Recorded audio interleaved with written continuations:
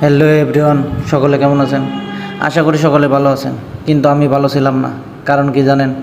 দীর্ঘ 1.5 মাস হয়ে গেছে আমার চুলগুলো কাটা হয়নি। তো অনেক ভাবনা চিন্তা করার পরে দেখলাম যে আজকে চুল কাটতে হবে।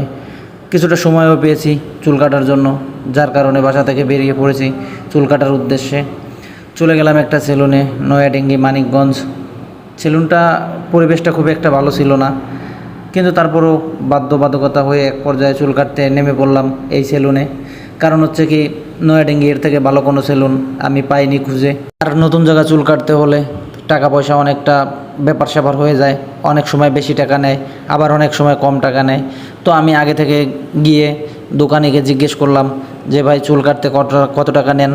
তো তিনি যা বললেন তাতে আমি রাজি হলাম যে না, কোনো সমস্যা নেই, এখান থেকে চুল কাটা যায়।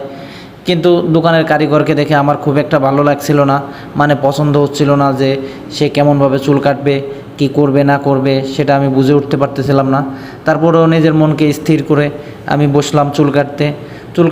বসার পরে দেখতেছি সে আমার গায়ে সুন্দর করে তাদের কাপড়টা জড়িয়ে জড়িয়ে দিচ্ছে। জড়িয়ে দেওয়ার পরে আলতো করে আমার চুল কাটা শুরু করলো। অবশেষে চুল কাটা শেষ পর্যায়ে দেখেন আমার চুল কাটার লুকটা আসলে আমার পছন্দ হয়নি। যেভাবে চুল কেটেছে আমার খুব একটা পছন্দ হয়নি এবং ভালোও লাগেনি। তারপরেও কী করার, যে সেলুনের যে পরিবেশ বা দক্ষ কারিগরও নেই সেরকমভাবে মেনে নিতে হলো চুল কাটা আমার। কিন্তু চুল কাটা মেনে নেওয়ার পরেও আমি কি করব বুঝে উঠতে পারতেছিলাম না, আমার পছন্দ হচ্ছিল না। কিন্তু চুল কাটা শেষ পর্যায়ে আমি চলে আসলাম একটা কম্পিউটারের দোকানে।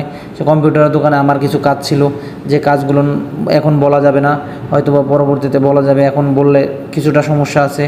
কম্পিউটারের দোকানে অনেক সময় থেকে আমার নিজের কাজ সম্পূর্ণ করে রওনা দিলাম বাসার উদ্দেশ্যে। তো সবাইকেই বলবো, চুল কাটবেন ভালো জায়গা থেকে কাটবেন।